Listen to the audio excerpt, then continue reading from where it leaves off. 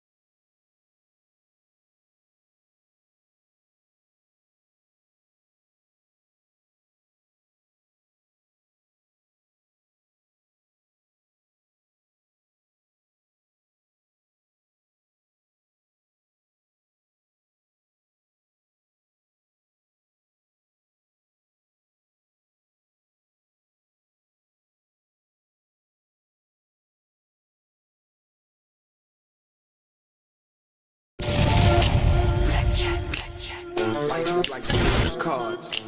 It's not what you dealt, but how you play it.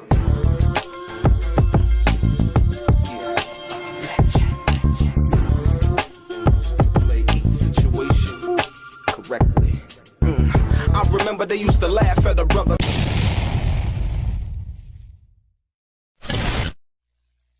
Ladies and gentlemen, we back. Great morning display. We back. As you can see right now, they basically before the jury is brought in, United States Attorney Comey, they want to put an exhibit showing Miss Ventura scantily clad. And we think it plays into a stereotype that if she dresses like this, she must be consenting to the freak-offs.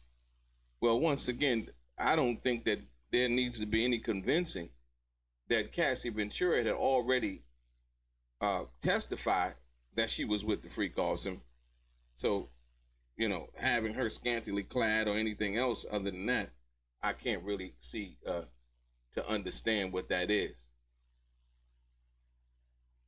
or why they would even, question that. Like I said this morning, we go back to the Kid Cudi situation.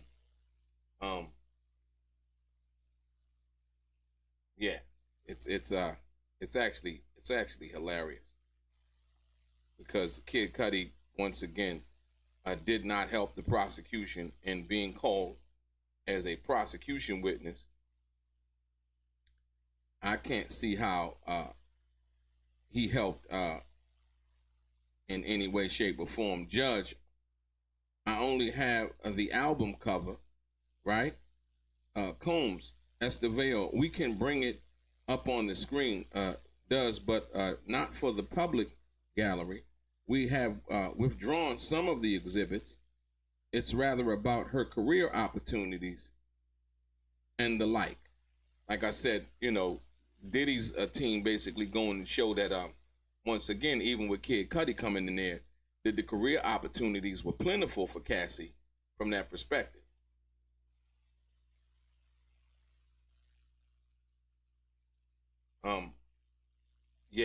This is amazing. So back to reflect on this morning. Kid Cudi testified. Sean Diddy Combs allegedly breaking into his house crossed the line. Once again, Kid Cudi was not able to prove that Diddy broke into his house. He wasn't able to prove any of that. Like I said, once again, it was all based on hearsay and speculation. No DNA, no fingerprints, no pictures, no none of that. In fact, they got Kid Cudi to admit that Cassie told Diddy, or gave Diddy, Kid Cudi's address. So once again, goes to show Cassie basically playing both sides against the middle, if you will. So during cross-examination, Diddy's defense lawyer Brian Steele asked if there was any damage to Kid Cudi's home during the break-in. Kid Cudi said no. So like I was telling you earlier, if there was no, what was the break-in? Kid Cudi admitted he left the door unlocked, so there was no forced entry.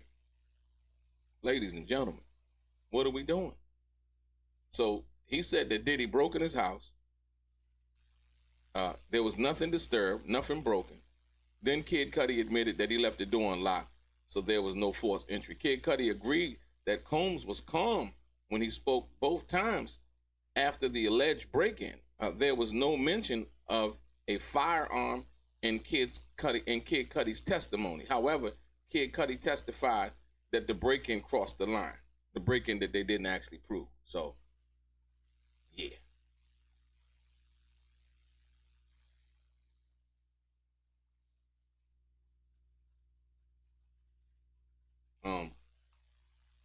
I find that to be very interesting, ladies and gentlemen. When you think about, somebody testifying to something and it's supposed to be, damning, it comes out to be a nothing burger, man. A lot of drama for nothing, right?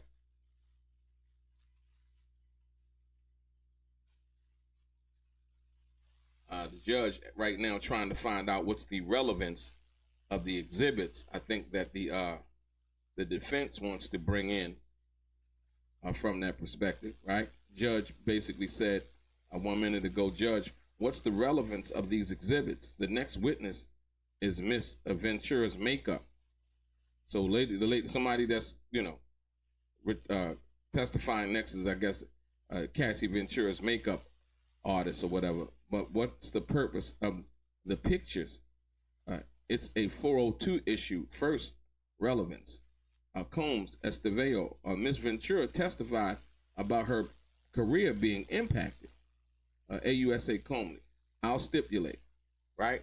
So yeah, like I said, once again, Cassie talked about how the opportunities that were once made to her were not being made to her anymore based on the fact that the freak offs had become a job. Like I said, the situation and opportunity with Kid Cudi, Lil Wayne, Nicki Minaj, Rick Ross, and a host of other rappers and entertainers that she was supposed to record with. Once again, like I said, even the situation mainly, Kid Cudi just getting off the stand and basically saying that in 2010, Diddy had reached out to him to do a song with Cassie, right? So it didn't seem like her opportunities had dried up at all. Actually, it seemed like she had a bright career, getting to the point where she would put out a record, is a whole nother thing. A lot of artists, do music and it never comes out. I know people that signed deals, got paid the check, and never dropped an album. You know what I mean? And whatever they did with that money, or if they invested it or whatever, is their business. Like I said, once again, I don't know why Cassie is different in this situation.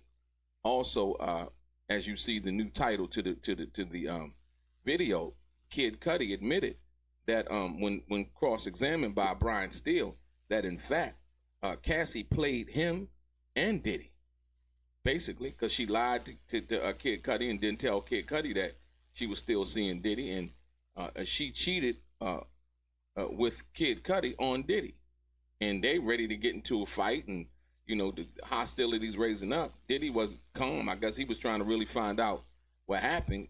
Kid Cudi talked about when Diddy approached him. He talked to him on the phone. He was like, we was homies. You know what I mean? Like, yo, you knew that was my girl.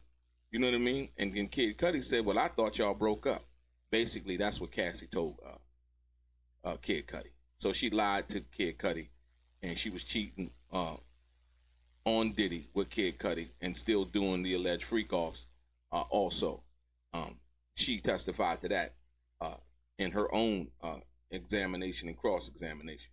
So, yeah, so now they're trying to get to, as to these exhibits being brought in, entered into evidence, I guess.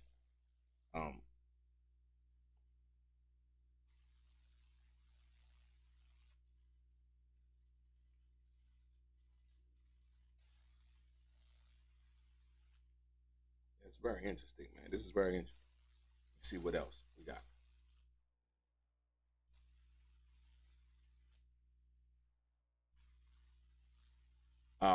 They're calling the young lady by the name of, I think, Mylah Morales, who's supposed to be Cassie Ventura's makeup artist, if you will.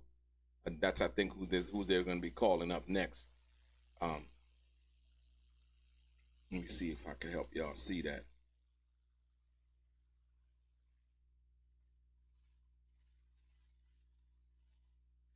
I find that Kid Cudi, man, that was interesting. Like right here where Brian Steele asked him, Kid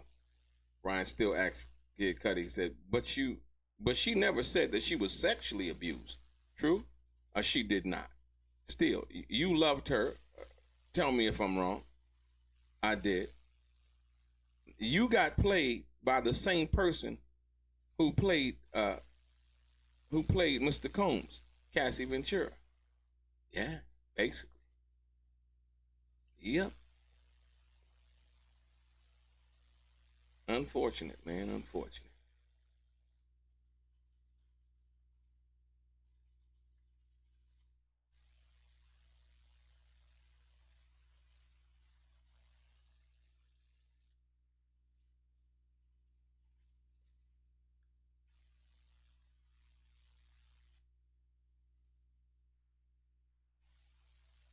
Ma Dizzle, what's good?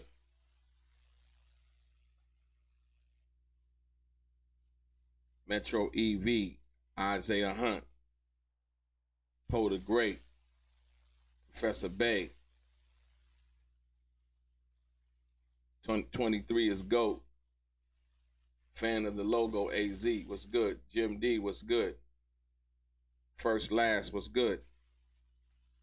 Thank you guys for coming back. Appreciate it. Let's go.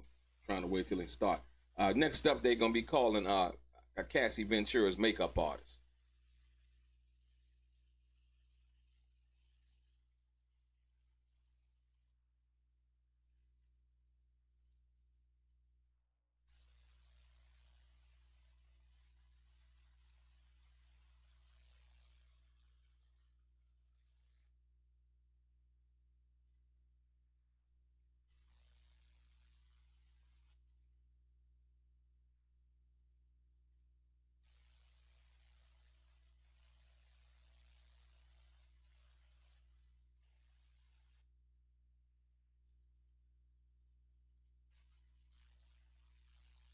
So you have a lot of news organizations basically out here saying that Kid Cudi's testimony supports Diddy's RICO case. Not. I think a lot of times these news organizations they print these salacious the title to their no different than some YouTube channels. You know what I mean? You know, the clickbait thing, right? They're basically saying, oh, Kid Cudi's testimony basically confirms, So Kid Cudi testified Diddy's trial. The 6-time Grammy winner rapper told the jury about Diddy's alleged breaking into his home. Wasn't proven. Kid Cudi also said he believed the disgraced music mogul, listen how they describe, the disgraced music mogul was involved in a car fire that left his Porsche damaged beyond repair, according to Kid Cudi. Both incidents occurred after Diddy found out about his relationship with Combs' on and off again girlfriend, Cassie Ventura. See, once again, ladies and gentlemen, the media is slick, but they not that slick. So they'll write a story saying that Kid Cudi basically proves some of what they're saying in RICO, but then go in to call Cassie in the story an on again, off again girlfriend. Right? Not the fact that what we heard on the stand, basically that Cassie Ventura was cheating on Diddy and lied to Kid Cudi, right? This is, we seen the testimony, us seeing the testimony live. Like I said, believe none of what you read and half of what you see. You know what I mean? And this is it. So the alleged arson and alleged break-in helped make the prosecutor's case on Diddy's racketeering charge. The former federal prosecutor, Neiman Rimby, told, no, it doesn't. This is arson and RICO, the Arson and RICO Predicate Act. No, it's not. They didn't prove he did it. So how can you could say somebody did something? There's no proof. There's no fingerprints. There's no evidence, right? Combs also threatened Ventura and Cudi and extorted $20,000 from Regina Ventura, which is another RICO act. It's simply not true.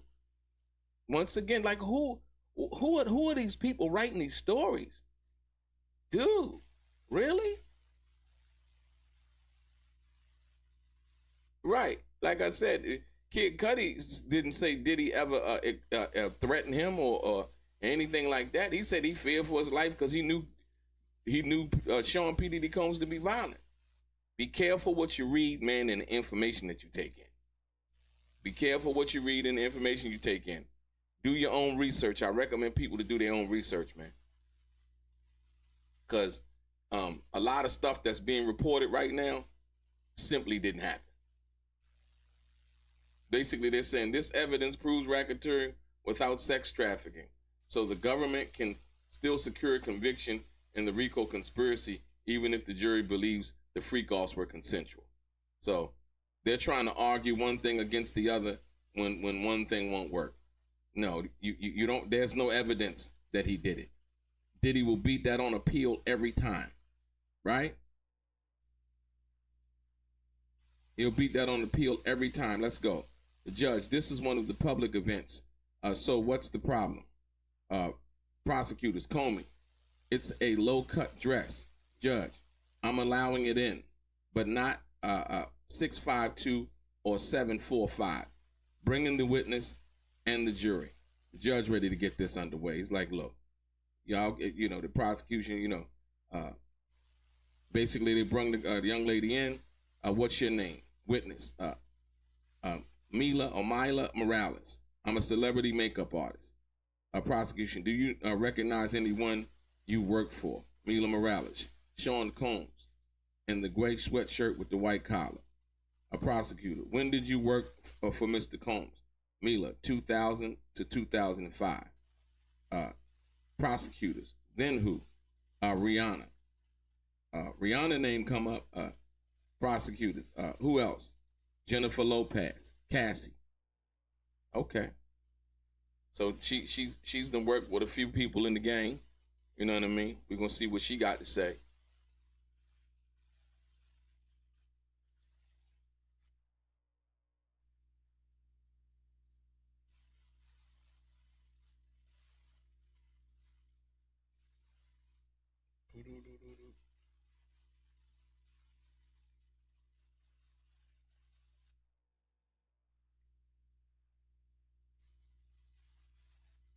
The prosecutor. When did you work with Cassie? Mylah Morales. 2007 until COVID. She was like a little sister to me. Prosecutors. How much older than her are you? Morales. A few years.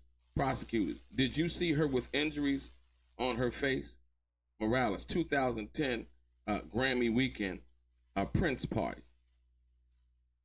So she's going back to that Prince party that Cassie said that she didn't tell Diddy she was going to be at, and then she wound up at the Prince party and found out that Diddy was there also, and then she said she ran out and went home or something like that. So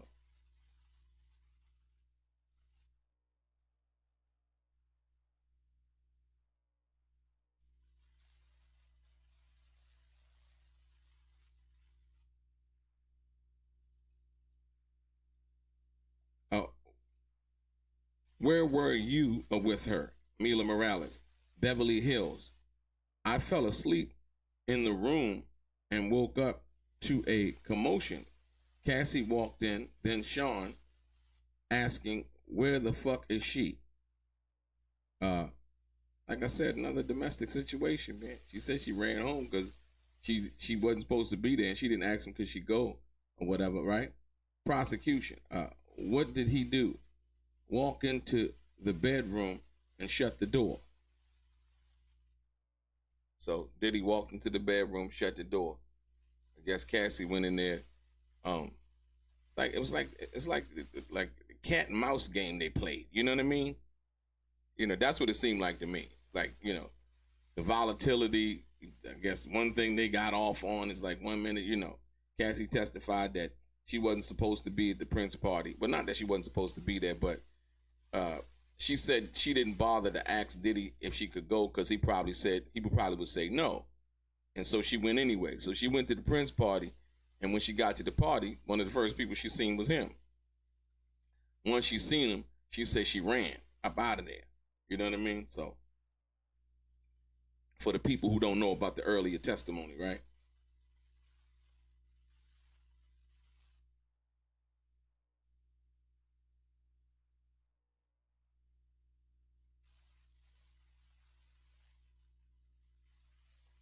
Prosecutors, what did you hear behind the door? Mylah Morales, yelling and screaming, both of them. Then Sean Combs left. Oh, she just heard yelling and screaming, both of them. So they were arguing. And then Sean Combs left. Prosecutors, what did you see next? Morales, Cassie, she had a swollen eye and knots on her head. I packed her things up. We went to my house. Oh, wow. Another violent incident. Another violent incident. Yeah. Domestic violence all the way live. Well, we knew about that. Like I said, you know, once again, that was already testified to. So to come back in, I guess, and, you know, double down with another witness about a story that Cassie told. I guess you could say she corroborating the story. Yeah, I guess you could say that. But Cassie already testified to that. So.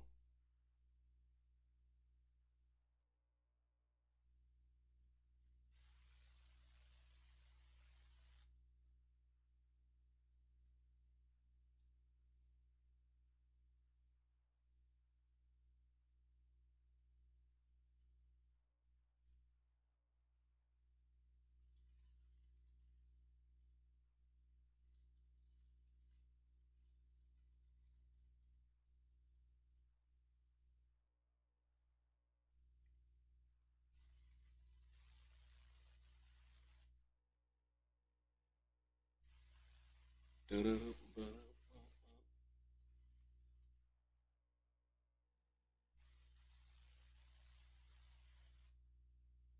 they packed up and went to her house.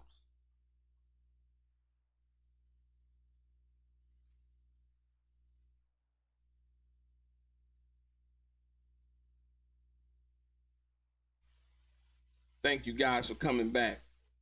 Lucky Fly, Mark Jag, Limitless, Charlie Hustle Vision, DJ Crazy K, Ma Dizzle, Metro EV Charge, Bobby Jones, Professor Bay, Limitless, once again, Kane. Thank you guys for coming back, man. Hit the like button, hit the share button. Also hit the thumbs up button. We appreciate you guys.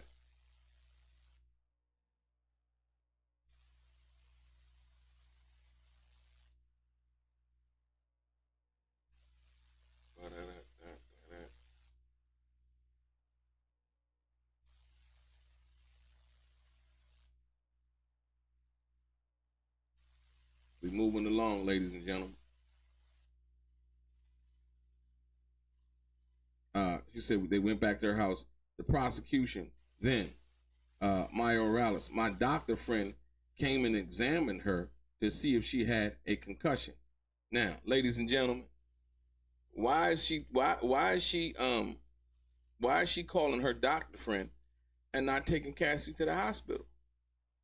You know what I mean? Why is she calling her doctor friend and not calling the police, right? You know, just normal stuff that people do. Then I'm just asking that question, just, you know, from a layperson's perspective. Like, when you see something like that, if that was the first time she witnessed, the first thing she's thinking about is calling her doctor friend, right, to diagnose a concussion. Prosecutors, what were you afraid of? Morales, Sean, I feared for my life. Come on. Come on. I was ready to say it. There's got to be an objection, man. Combs Esteve objection. Moved to strike. Overruled. How long did she stay? A days. Once again, you know what I mean? See how they slide in these little comments and I feared for my life. How did you feel for your life? Diddy didn't do nothing to you. He had a domestic altercation with Cassie and then left. He didn't say nothing. She didn't say, he said nothing to her, right? But all of a sudden, she said, I feared for my life. Ladies and gentlemen, you know, somebody could be driving in the car with you and you driving fast or what they deem as fast. Like, you know, I was driving, but I fear for my life. I fear we might get in a car accident. You have a right to your feelings, but your feelings don't make you right. This is crazy. Like, what? You feel for your life based on what? He was knocking on the door at your house, you know, with a gun, something like that. Like I said, once again, a lot of this is just leading, man. I mean, come on. Let's be real. You feel what's she feel for her life for? Did he threaten you? What happened? That's why the prosecution kept going. She didn't even try to you know, go any more on that, right? Said then, how long did she stay? Basically, I feel for my life's objection. Moved to strike, overruled. How long did she stay? Prosecution, I mean, the young lady said, Morales said days. Prosecution, have you done interviews about this? Mylah Morales, a couple. Prosecution, were you paid? No. Prosecution, did you provide evidence? Morales, photos of me and Kim Porter early 2000s. Prosecution. Were you paid $1,000?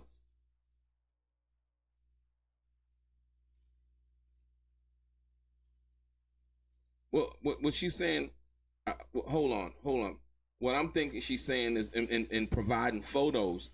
I would think she's meaning that provide photos to prove that she was in Diddy's orbit. So if they, did you provide evidence? Morales, photos of me and Kim Porter in early 2000s. The prosecution, were you paid $1,000, right?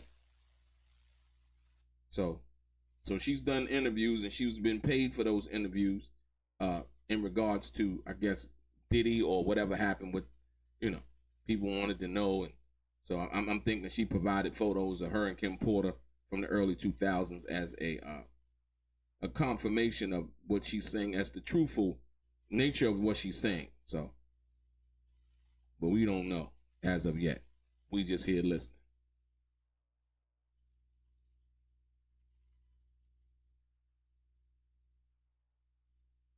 Yeah, we're going to find that out, Lucky Fly, whether she went back to work for him or not. Sticky fingers in the building.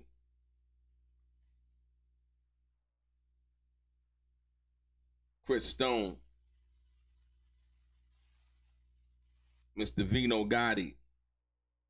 Yaya Kids. Odeon. What's good? Thank you guys for hanging out again.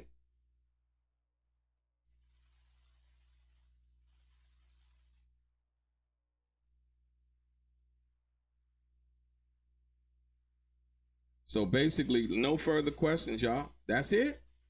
That's it? So she just came in to corroborate the situation, right? Look, the prosecution, no further questions. Judge Cross, Mr. Estevao, did you assist Ms. Ventura for any red carpet events?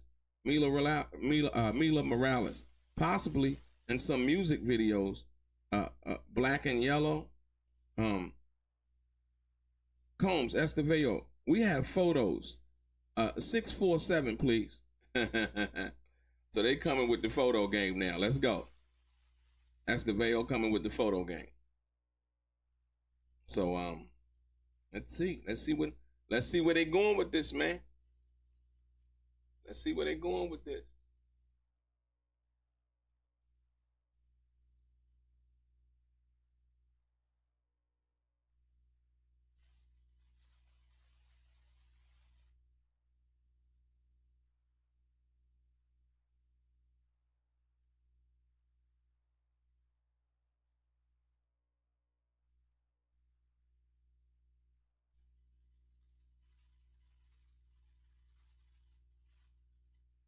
Let's see where they go. Let's see where they go. So 647 exhibit 647. They're putting up photos, right? Exhibit 647. So as to what they're saying, I guess we won't know about that till,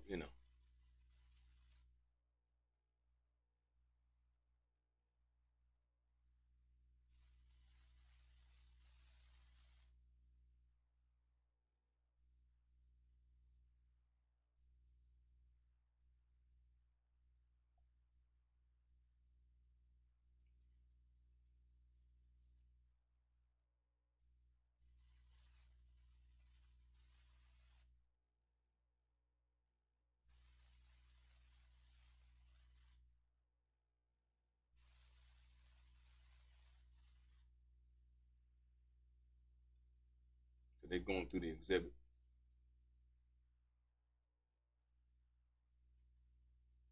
Also, U.S. Attorney's Office.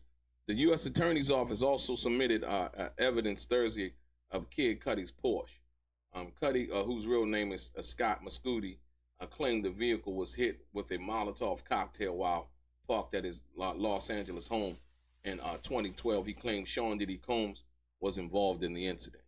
Once again, ladies and gentlemen, there has been no evidence linking Sean P. Diddy Combs to Kid Cudi's allegations, if you will. So I just want to make that clear because, like I said, a lot of news organizations out here, they pushing these stories trying to get people to read their headlines because I think they think that negative works, and in some ways it does. You know what I mean? But when you really think about the big picture, yeah, it's like I prefer the truth. You know what I mean?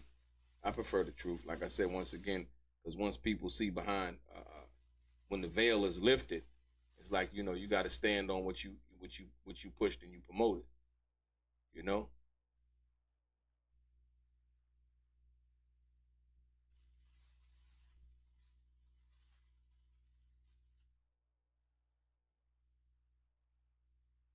Still going over the photo, probably asking her questions about the photo. We got photos, she said. 7647, please.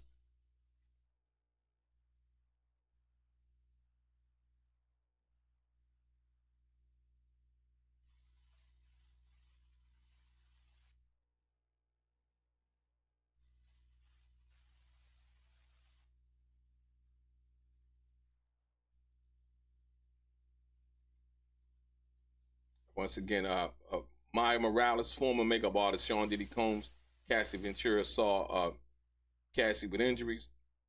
Very brief, direct, right? After going to the party at Prince's house, once again, Cassie had already testified that. She said Cassie had a swollen eye, a busted lip, and knots on her head. Morales testified. Morales took Ventura to her home, where she stayed for a few days. Makeup artist testified.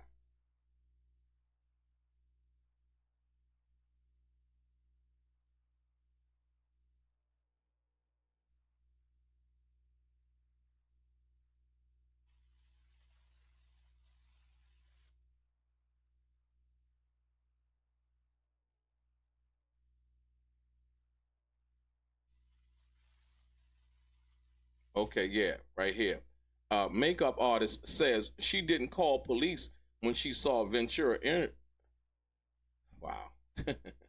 See, all of this is speculation, ladies and gentlemen. So the makeup artist is now saying, makeup artist says she didn't call police when she saw Ventura injured because she feared Combs, right?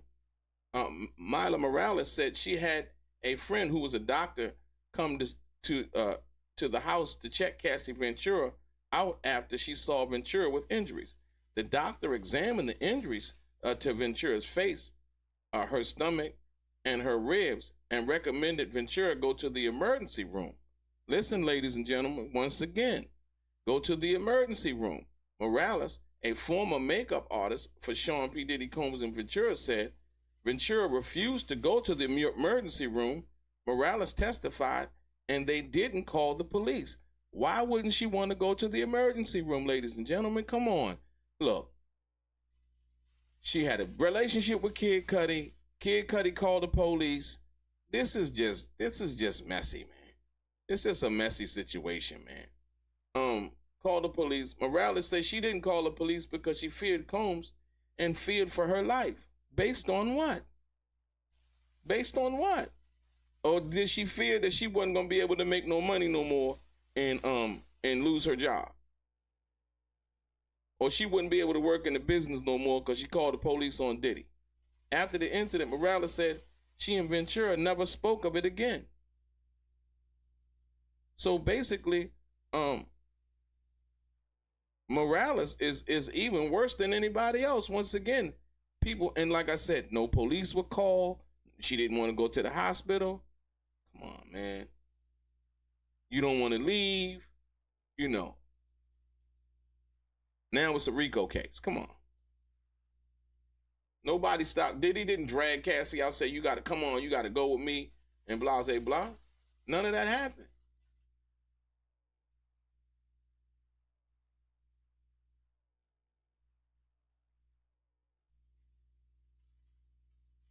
I just, like I said, I just don't understand. I really don't.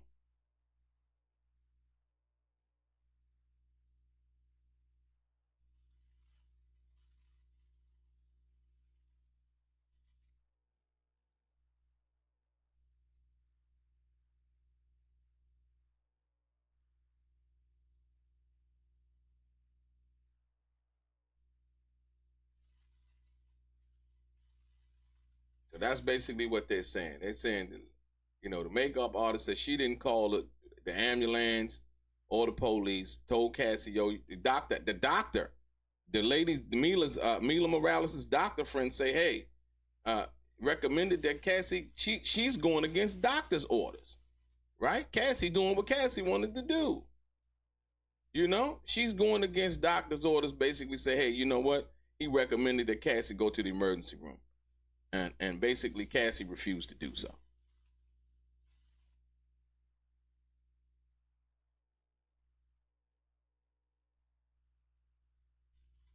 It basically seemed to me that Cassie was going to do what Cassie wanted to do, even if it wasn't in her best interest, to stay with Diddy and I guess maintain the lifestyle that she was living at that particular time. That's the only thing that I could think of. I can't see no other benefit.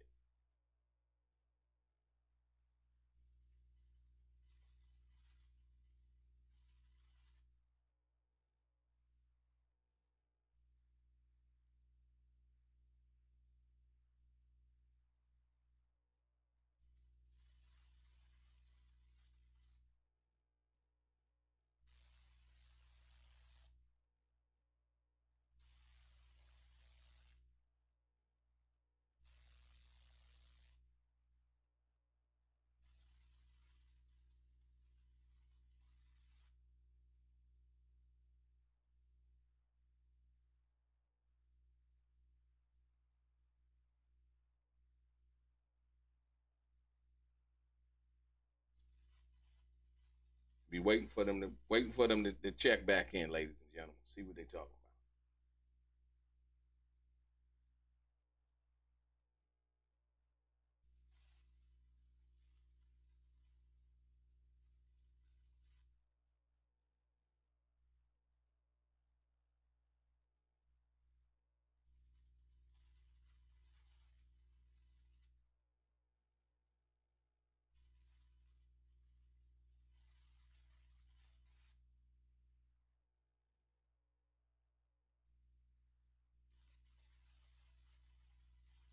Okay, the photos, ladies and gentlemen, check this out.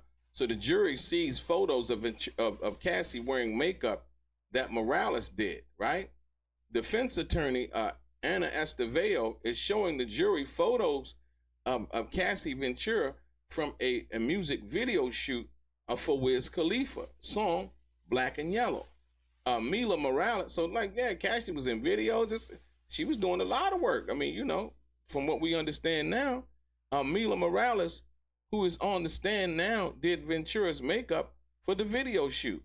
Before the jury entered, the defense argued to admit photos like this to push back on Ventura's previous testimony that Sean P. Diddy Combs stifled her career, and the freak-offs he allegedly orchestrated took time away from her ability to pursue her career. Facts. So she's at the video shoot. Estevao told the court they also want to show the jury that Ventura had to spend time upkeeping her appearance for work events, not just for freak-offs, right? So basically, very good argument. Like I said, she's like, I had to keep up this for, doing the freak-offs because it was a job, blah, blah, blah. I didn't know that Cassie Ventura was in Wiz Khalifa's video Black and Yellow, if you will. So like I said, she's in videos, Kid Cudi, Wiz Khalifa video, all of these things, man. And they're happening based on the fact that it's Diddy. Like I said, her affiliation with Diddy is making these things happen and making them possible.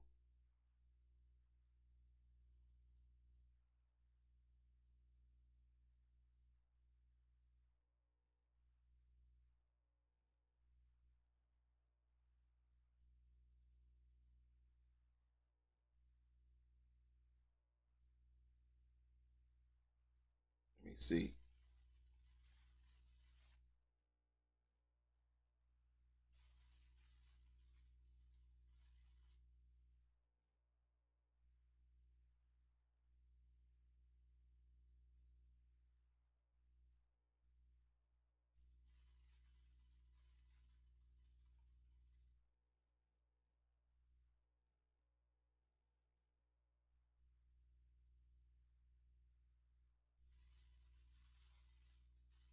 Oh, here we go.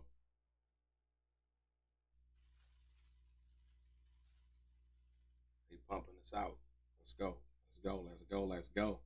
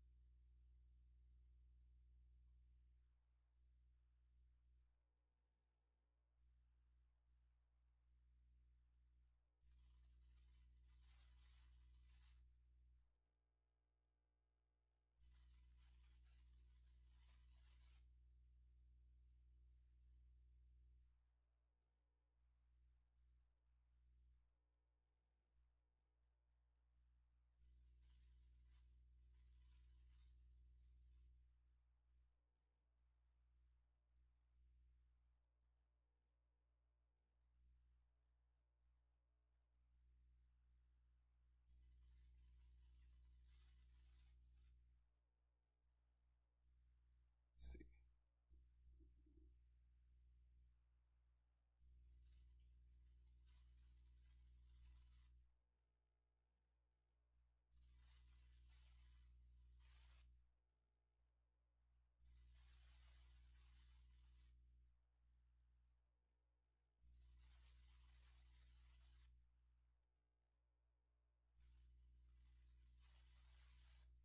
So I guess they still looking at the photos, ladies and gentlemen.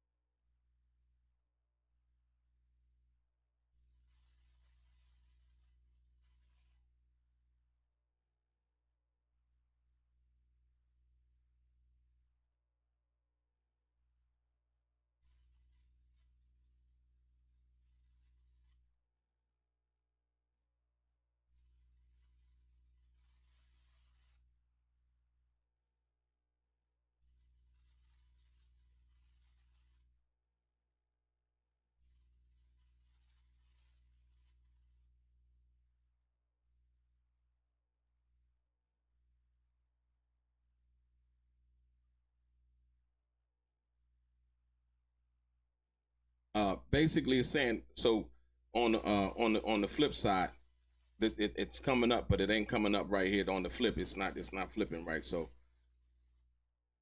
I don't know Twitter.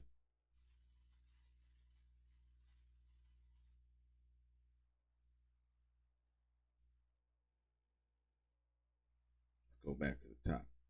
I could read it to you from here. Esteveo basically asks Mylah Morales, you met Miss Ventura's family, Mylah Morales, her father, Esteveo. You called a doctor and a lawyer, right? Morales, the lawyer lives in San Francisco. Esteveo, you provided emotional support. Yes? So she says yes, she provided. So she called a doctor and a lawyer, right? In regards to this situation.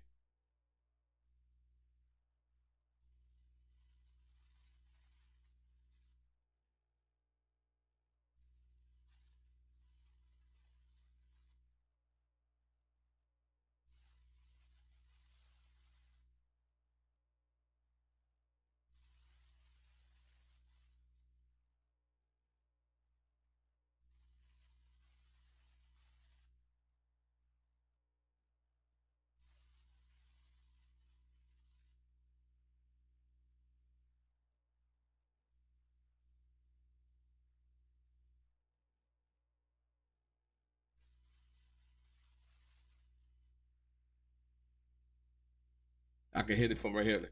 Esteveo, did an interview with CNN with Extra TV, Don Lemon, and Piers Morgan, Mylah Morales. Yes. Esteveo, did Dateline reach out to you? Mylah Morales, I don't look at those anymore. She said. So Diddy's lawyers asking basically, did Dateline reach out to Mylah Morales? She was like, I don't look at those anymore. I don't know if she's talking about the emails. I don't know what she's talking about from that perspective. She said she doesn't look at those anymore. Whatever that means, I don't know.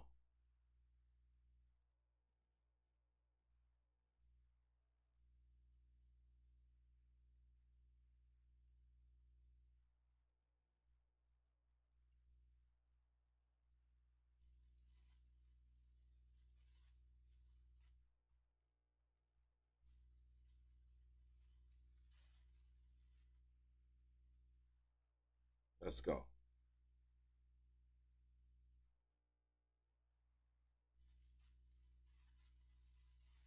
So Mylah Morales did interviews with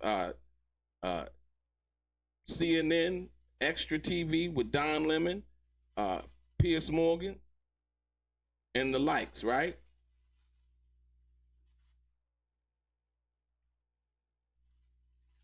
And then they asked her, "Do you look at these anymore?" She said, "Did you get reached out to by Dateline?" She said, "I don't look at these anymore."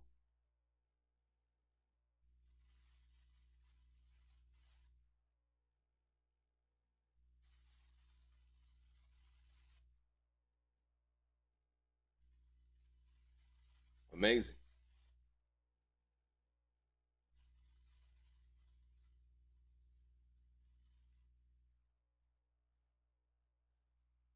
So they're talking about the RICO Act, right? Basically saying the understand the RICO framework, say the existence of an enterprise, the commission of criminal acts by the enterprise, that the defendant directed or benefited from the acts of the enterprise.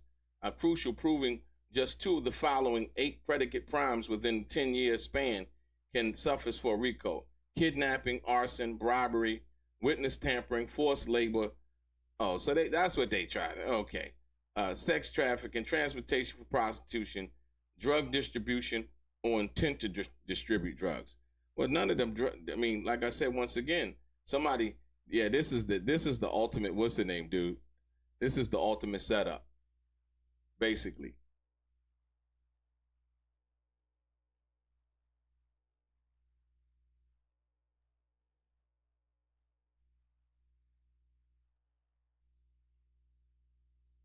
Okay.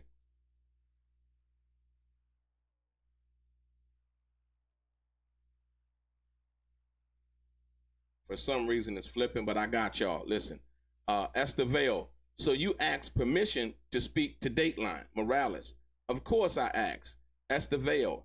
After the incident, neither Mr. Combs or anyone from his company ever approached you. No one did. For a documentary where you were paid. Morales. Therapy, right? So basically, she's saying that she wasn't dealing with Diddy and them, but Esteveo's basically asking, hey, were you ever approached in regards to for a documentary where she was paid and working for Diddy and them? And she says, Morales says therapy.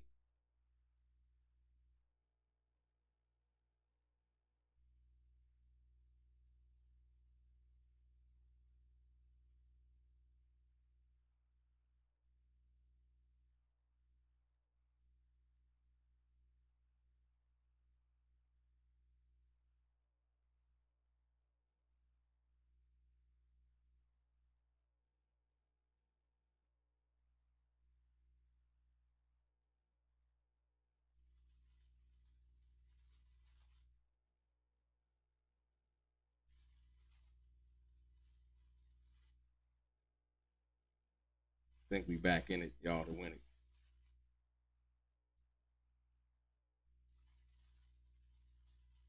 Yeah, we back in it to win it, ladies and gentlemen. Here we go. Combs, Esteveo, you said you sold, basically, check this out, y'all. Combs, Esteveo, you sold the photos to CNN for $1,000. Mylah Morales. Yes. Estevao. No further questions. Ladies and gentlemen, Mylah Morales, they trying to put, she out here selling photos for $1,000. What's going on with these people, man? Huh? Ladies and gentlemen, Mylah Morales, the makeup artist who claimed to be so concerned and in fear for her life, right? Actually, the photos that she took of Cassie, right? She wasn't thinking about Cassie health. She was trying to make a buck. Basically, Estevao got her to admit. Estevao said, you sold the photos to CNN for that. Boy, do you see the information that they got? They got hella information, man. I told you, they got private investigators.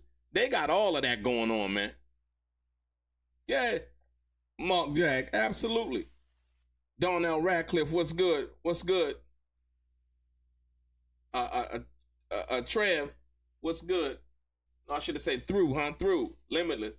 Yeah, they got her to admit. No further questions. Judge, next witness. Frederick Zemmour, the general manager of El Hermitage in L.A. Why are you here? I received a subpoena. Ladies and gentlemen, so Mylah came in. Mylah, the young lady Mylah came in. She came in under the guise of being a great friend. You know, I was scared for my life. It was this, that, and the other, only to know that she sold the photos that she took of Cassie for $1,000 to CNN. Mylah Morales, yes. Estevao, no further questions. Amazing. Amazing, ladies and gentlemen. We are seeing gold digging and scavenger hunting at its best. This is crazy. Like I said, once again, you know, when we think about the big picture, what this really is about. Yeah, this is crazy.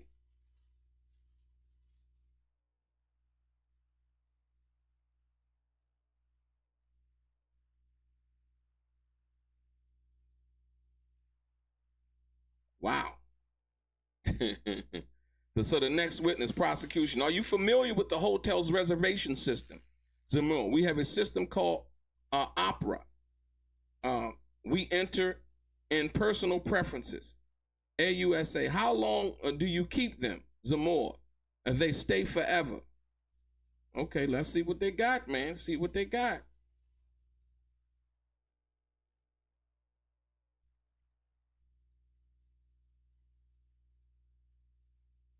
So are you feel the, you say, the prosecution, how they stay for, how reserved this room, how was, okay, I'm gonna go to think of what they saying. How was this room reserved for Sean Combs, Zamira,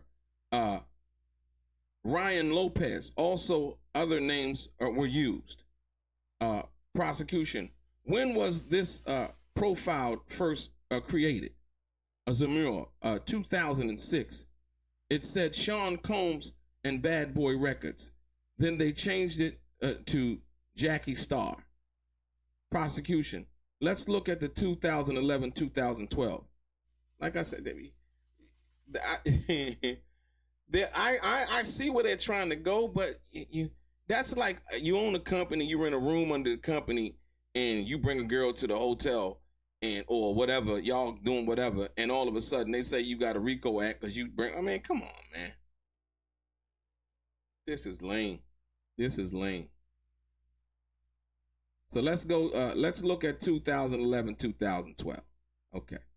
Let's look at 2011-2012. See what they got going on.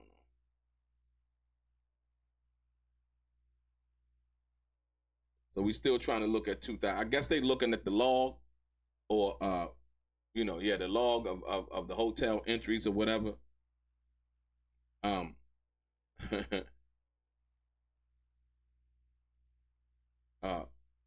Basically, I think they found that Morales lied. Morales says she hasn't been paid for any interviews she gave about Combs and Ventura.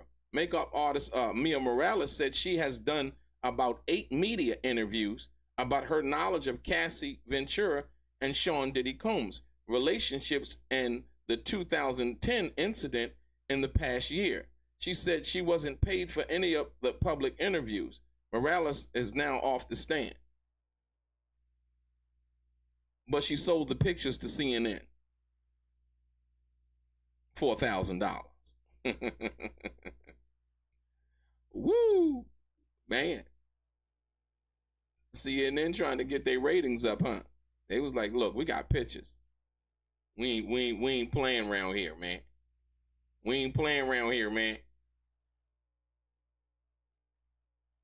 So I guess they're looking at the log from 2011, 2012.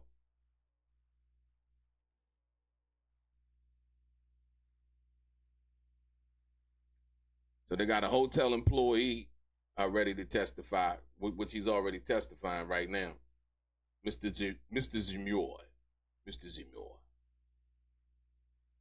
Defense attorney Anna Esteveo asked the makeup artist Morales about work she'd done for her friend Cassie Ventura. Esteveo previously told the judge she wants to demonstrate that Ventura had a thriving and vibrant career, possibly a strategy to undermine the government's argument that Sean Combs stifled her as a pop star. Esteveo showed the court a number of photos from music videos with Ventura and rapper Wiz Khalifa, Black and Yellow, as well as several magazine shoots. Morales confirmed she did Ventura's makeup on those projects. Once again, so brilliant. That was brilliant. I never even think about that.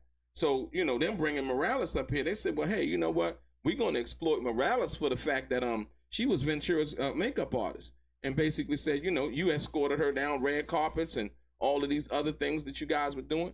And Morales basically said yes. She basically testified that was true. And so so that the lie or the strategy in trying to get the public, or I should have said the jury of public opinion, as well as the jury in the court, to believe that somehow Cassie's career was stifled, it doesn't seem to be working, right? So, yeah, we're gonna see what they got coming up. I think they're basically going over the records from 2011 and 2012 at the El Mitage Hotel in LA.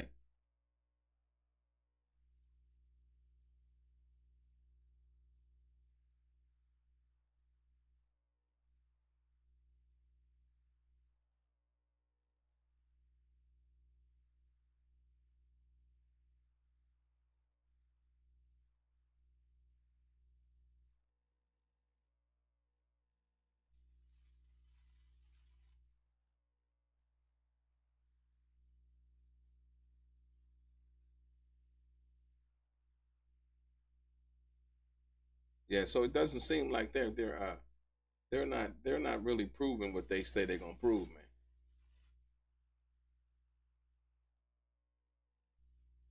man. Basically talked about how Esteveo concluded her cross-examination. Defense attorney Anna Esteveo just concluded her cross-examination of Mylah Morales, a makeup artist who worked for Combs and had a sisterly bond with Cassie. Morales previously testified that she feared for her life when she saw Ventura's injuries after Sean Combs struck her while the women were sharing a hotel room in 2010. She explained that her fear prevented her from talking to Combs or calling the police about the incident, and that neither Combs nor his employees ever approached her about it, right? So how was she in fear if Diddy or none of the employees or anybody ever approached her about it? They never said anything about it. Like I said, people enter things into their mind that have nothing to do with reality. You know what I mean? She was fearful because she was fearful. It had nothing to do with her being threatened or anything like that. It's simple as that, right? I mean, from what I understand, correct me if I'm wrong. I feared for my life from Combs. Not one employee or Mr. Combs approached her about it. She basically testified to that. So Was she threatened? No. Not that she testified to, right? Wow. This is crazy, man.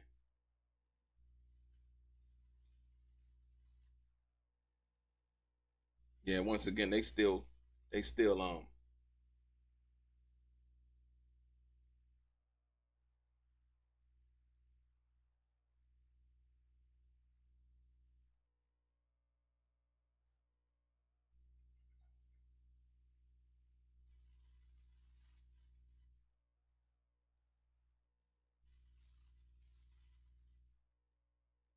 yeah, we trying to see what they're coming with, ladies and gentlemen.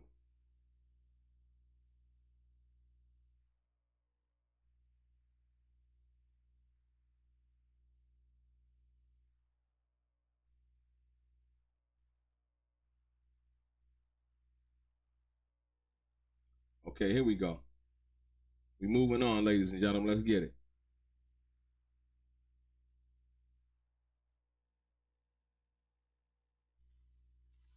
AUSA, basically, the prosecution asks, this reservation, what's the bill? Zemmour, over $2,000. It says only charge if Christina Karam approves. Prosecution, what were the instructions? Zemmour, put room out of service for cleaning. Like the room hot, set it up for 75 degrees. So what? Come on, man. What? So basically, they're saying, like, if your assistant books you a hotel room, right? So basically, the prosecution's trying to say, this reservation, what's the bill? Zemmour, over $2,000. It says only charge if Christina Karam approves, right? Approves of the room, correct? Okay, cool. That's Diddy's assistant, right? Prosecution, what were the instructions? Zemmour, put room out of service for cleaning, like the room hot, set it for 75 degrees, right? So basically the room that they were trying to book, you know what I mean? You know, basically put the room out of service for cleaning, right? Stipulating what that's common stuff. If you go book a room on a Priceline or any hotel room, at the end of the reservation, they will ask you, you know, do you have any preferences, right? That's common. What? That's common practice, man. What's going on? What are they? This is crazy, man. This gets crazy by the day, man. So the fact that they like the room at 75, put the room out of service for cleaning, set it up, you know, set the temperature in the room for 75 degrees. Okay, and what? Don't approve it unless my assistant says it's cool, right? Absolutely. Yeah, you know, when you book a reservation to go on vacation, you know, it always asks you, you know, hey, you know, how would you like this? Is anything that you would like? The prosecution, what are these complaints? Zemmour, candle wax on the carpet, security call, charge $500. Prosecution, no further questions. Cross-examination, defense, none. Hey, ladies and gentlemen, come on, man. Come on, man. Come on, man. Come on, man. They're grasping at straws, man. This is common everyday practice if you got and that's not even Diddy having money like Diddy or anything like that. You got an assistant, I need you to book me a hotel here. Boom, this is how I like the room, whatever. So candle wax. So basically the prosecution said that what are these complaints? Zemmour, candle wax on the carpet. Okay. Security call. Charge $500. Did it get paid? Yes, there should be no problem unless it's being presented in court under some false pretenses that it's relating to some a crime. So what my thing is, what was benefited from the crime? You know what I mean? Because it's a broad, like I said, the RICO thing is so broad, right? The prosecution, no further questions. Judge, cross-examination, defense, none. Next witness, Special Agent Josh Croft, right? Okay. Now we're going to see what Mr. Croft has to say. Wow. That was not good. Yeah, I thought dude was gonna get up there and say, it was something that he something that happened. You know what I mean? We still not getting nothing, ladies and gentlemen. We still not getting nothing. We still not getting nothing. It's like, what is this? What did they want us to believe? yeah. Right. They didn't even bother to cross-examine that. Like, why? Well, so what do you want us to do? Yeah. The wax on the floor, was that Egyptian wax, or was that made in America? What was the country of origin? You know what I mean? Like, what? You know. Were there any cum stains? Can you testify to that? You know, was there any DNA? Like, come on. What they were trying to do is they were trying to enter Christina Karam approves. They were trying to enter her into the alleged RICO, saying that she assisted in. She is his assistant, right? It's her job to do those things, right? So, like, where do we? It's like if you told your assistant to do something for you and they didn't do it, and you said basically they didn't do it, so you fired them. Christina not trying to lose her job. She gonna go do what her job is. Book the hotel room. What's the bill? $2,000. It says only charge if Christina Karam approves. Right. Nobody else. Because somebody else could be like, yeah, I approved that. And they don't have the authority to approve it. All of these things are safeguards. This is not right. They want you to believe. This is basically, we want you to look at the video from the hotel, and we want you to believe everything else is sinister. You know what I mean? Like, everything else is sinister, and it's simply just not that. Like I said, once again, the arson, to believe that Diddy, and like I said, what they're doing is they're basically setting this up for an appeal. If Diddy gets convicted, the defense is setting it up for an appeal. Period. Point blank. That's why you heard Brian Steele ask earlier, were there fingerprints? Were there pictures? Right. You can't convict somebody of a RICO act and you don't have evidence of what the crime is that you're saying that they're doing it. I'm talking about real evidence. I'm not talking about somebody saying somebody did something. You know, we've seen a lot of people go to jail on false witness testimony, trying to make it look more than actually what it was. And then when you look behind the veil, you see that it really wasn't nothing. Dave B, absolutely not. Absolutely not. That's what I was talking about, the Kid Cudi thing. You know, he said that Diddy broke into his house. They didn't prove that. He said he left the door unlocked. Was there anything disturbed in your house? No. Right? He's saying that Diddy was at his house. Basically a Molotov cocktail. Did they prove Diddy did it? No. They said the DNA that came back from some kind of Molotov cocktail was from a woman. Right? But Kid Cudi didn't even know that they had DNA coming back. Right? So it's a lot of stuff that he wasn't even aware of at that particular time. So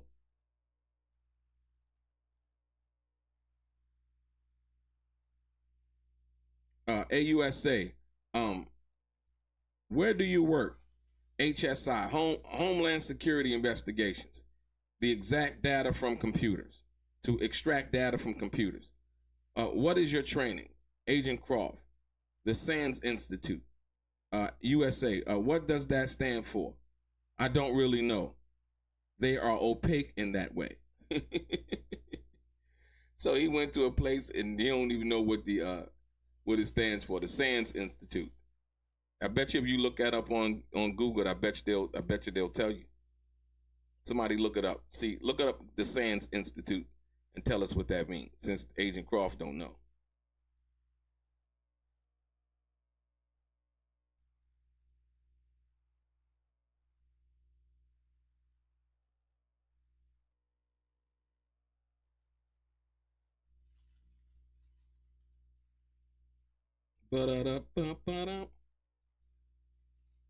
Okay. And let's see what kind of data they extracted from the computer, ladies and gentlemen.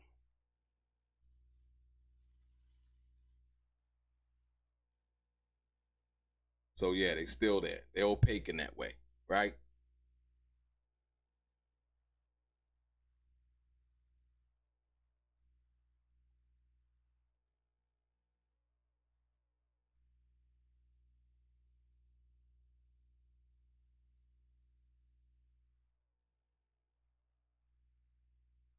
Well, hey Mark, I really don't. Like I said, I don't know if it hurt the prosecution case, but what I do know is when Kid Cudi came up on the stand and Brian Steele basically cross-examined him, and they talked about when he asked, he said basically Kid Cudi said Cassie didn't tell him that she was still dealing with Diddy.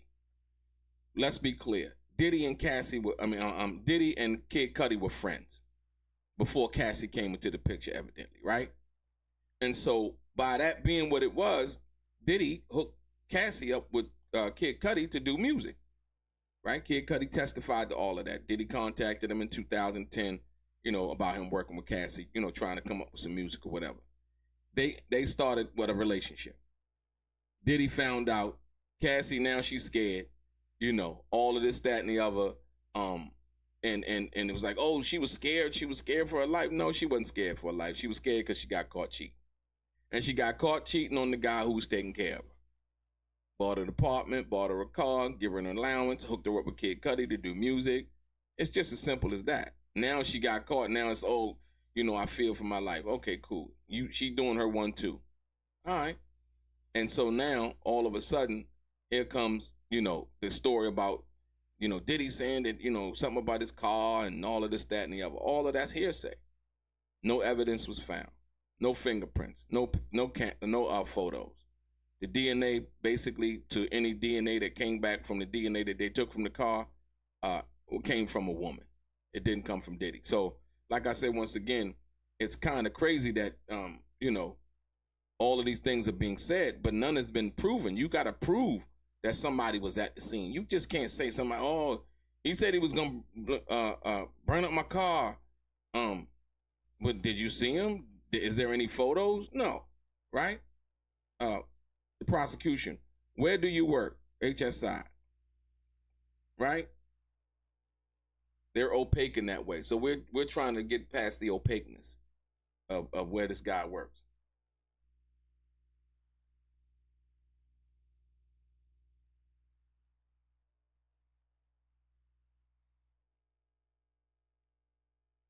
Rolando G. Well, it's not even what society says, right? When you deal with it from that perspective, it's what Cassie, anybody's expected. Like I said, once again, under this lens that they're trying to give us, or this view of it, basically Cassie was, Cassie couldn't get away. Cassie could get away enough that she was over there dealing with and messing with Kid Cudi. You see what I mean? See, the story doesn't match up. So Cassie could get over there and have a relationship and say she fell in love with Kid Cudi, right? But then all of a sudden, then plays the damsel in distress. I couldn't get away. No, you could get away. You was doing your thing with Kid Cudi until you got caught. Now you feel for your life, right? This is the argument. Like, hold on. Things had happened prior to that or after that. She stayed with Diddy, right? So that was in what? That was in 2012. The hotel incident was 2016. But I'm saying, she's saying that, oh, I couldn't get away. No, she was dealing with Kid Cudi. They were having a relationship. She wasn't a prisoner. Diddy hooked her up to work with the guy. But she started having a relationship. That's not freedom. That's being held against your will. You know what I mean? All of these other things. What happened to, and like I said, Diddy was definitely, violent. We've seen that. We've heard that, right? But that's domestic violence. So once again, I understand. Like I said, if they're trying to, everything that we've heard about anybody receiving any kind of money was Cassie facilitating the freak offs. She makes the phone calls. She lures the sex worker under false pretenses. She's talking about Diddy's her husband. Don't worry about him. You know what I mean? All of these things she's doing, the money comes from her hands to, you know what I mean? In dealing with that situation. So now, once again, you can't say that Mr. Combs, because the government gave Cassie immunity, you can't say, oh, everything came from him. Who had the power dynamic? Well, Cassie did videos, Cassie did movies, Cassie did all of these things. So what they're saying now is Cassie didn't make no money. She got, you know what I mean? All of these, she wasn't paid for the Wiz Khalifa video. You know, all of these other things that they're trying to insinuate, you know? It's like, no, believe our story because this is what, you know, we want you to believe. And it simply can't, it's simply unbelievable based on what's been testified to so far. That's how I see it. You know what I mean? Just from looking at the evidence. So the job is really opaque. So they haven't moved away from the opaqueness of Mr. Croft's job. Let me see.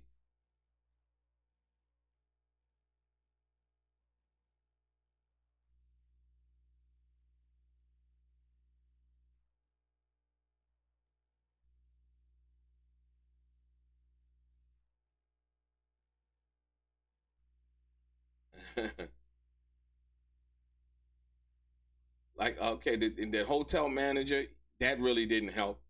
So what does it charge? $2,000. So what does it say? The security was called. What's on the floor? Candle wax. Okay, candle wax. So candle wax on the floor is a crime?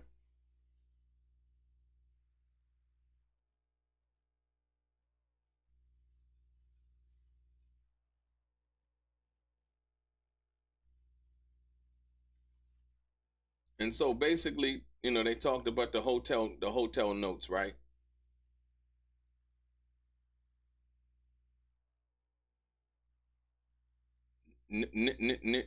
Let's go. Nothing.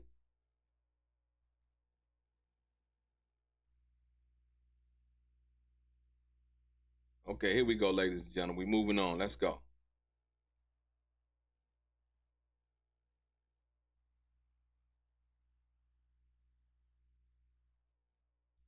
The prosecution.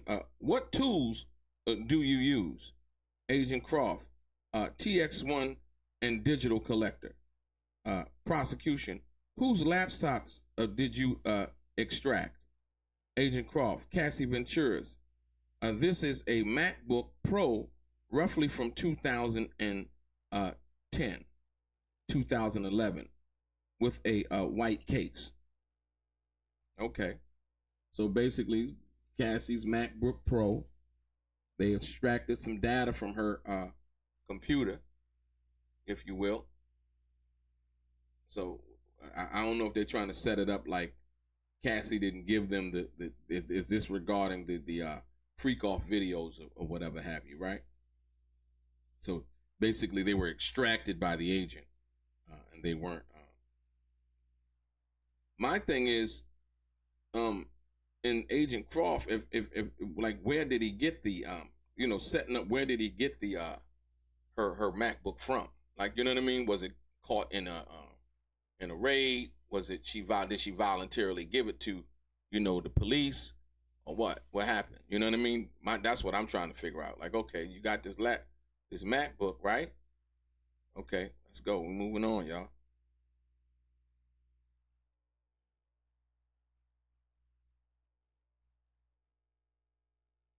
Agent, did you boot it up?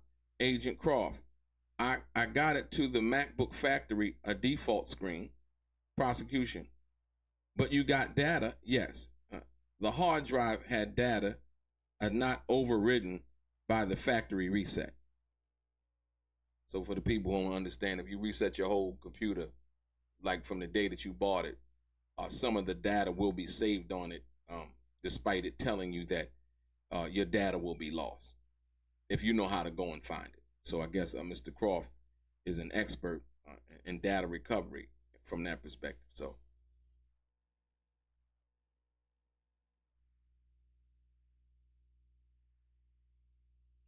Trill 88, yeah. When you say Trill 88, yeah, this is a BS, right?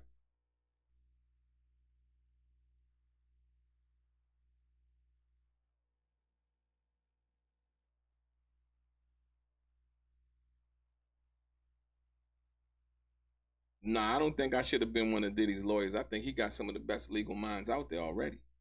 And furthermore, I'm not even a lawyer, man. I love to analyze. Like I said, once again, we live in a society, man, where people are telling you that the truth is a lie and that a lie is the truth, man. And like I said, that's why I always recommend people, do their research, man. More importantly, it's not about what I'm saying. Like I said, we're all sitting here right now, going through this information that's being imparted to us, right? And so, something that we can basically see for ourselves. They got Kid Cudi trending a little bit.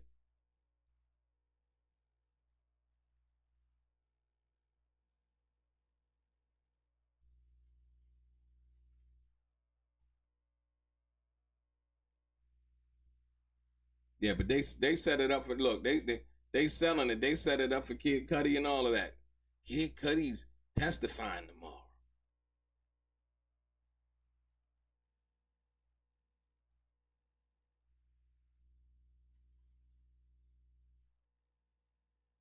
It basically, stories out here saying that the defense did a lot of damage in cross examination, man. They not gonna tell us about that though, right?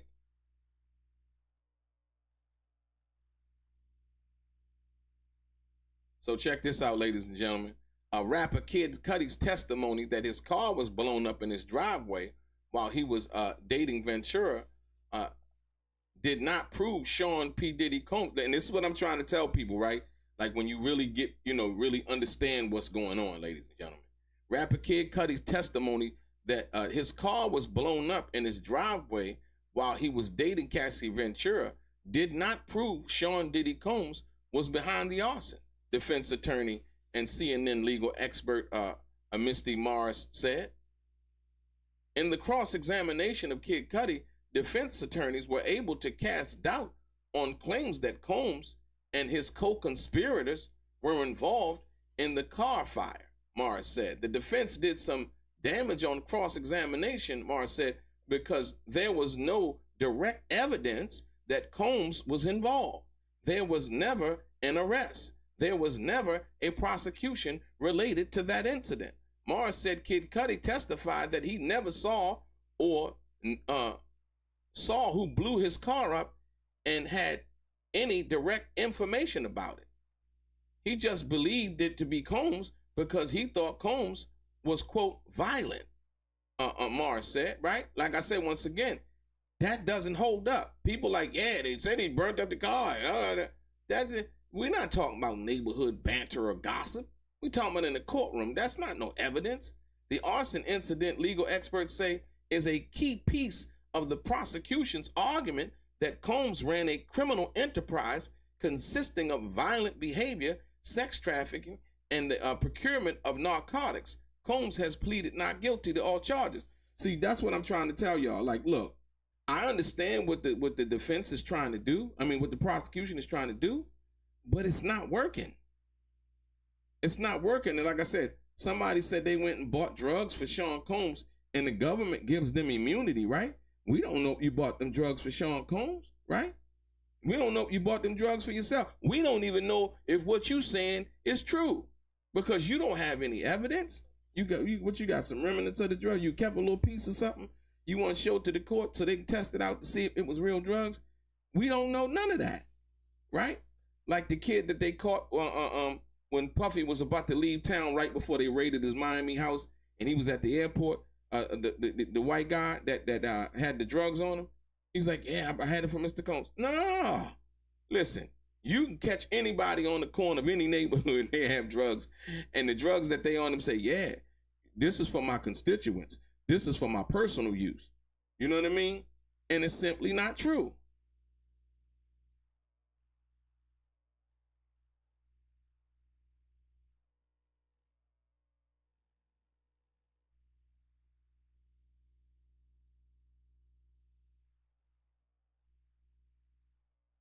Yeah, it's simply not true, ladies and gentlemen. So understanding what that is and what that means, as it relates to the situation involving Sean P. Diddy Combs, they didn't prove anything. Absolutely nothing. Absolutely nothing was proven. You know what I mean? So that's where I see it. That's the way I see it. Like I said, I don't know how everybody else is looking at this situation. You know?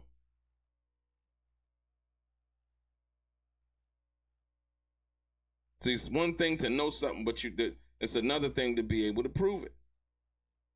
You know, and they you know, you can think about hearing the closing arguments right now, right? Okay, we back. AUSA, what is the unallocated space? Agent Croft, something not viewable or something previously deleted. Prosecution, explain how computers store data. Croft, you have a table of contents and a file can be stored in the unallocated space, right? Like the jury got to be bored out of their mind with this stuff here. Where you know, what are y'all talking about, right? They got Cassie's computer, and now they talking about this data that they got, right? They talking about data that they got from Cassie's computer, and now they want to tell everybody how data is actually stored on a computer. Okay.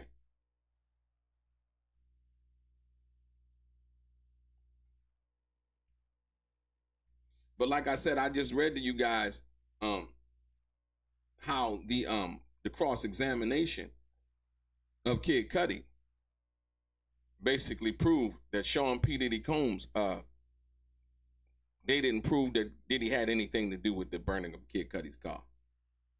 Period. Like I said, I don't know. Like I said, hit the like button, hit the share button. Like I said, I appreciate everybody up in here today coming back and joining me.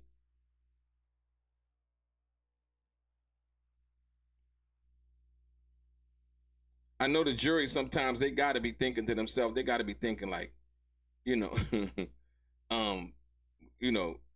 is this all that the government has? Is this is basically what we're doing today? Like I said, they sold us Kid Cudi like Kid Cudi was gonna like he was gonna give us something that was gonna be, detrimental, damaging, you know what I mean?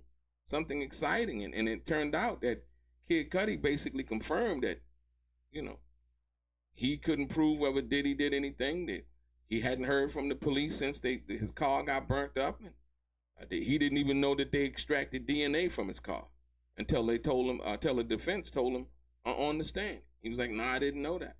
So, yeah.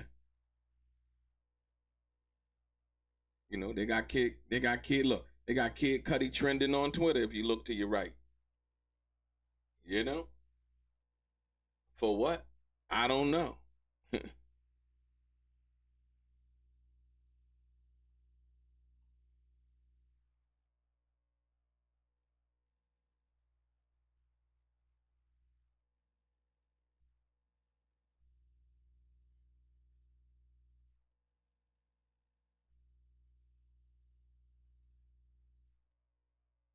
Yeah.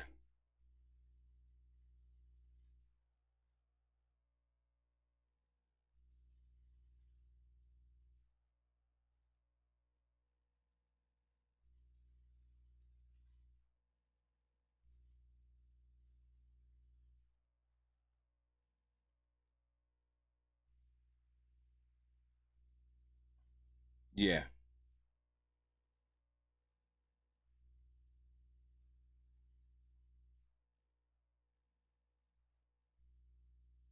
Looks like they ran out of steam, ladies and gentlemen.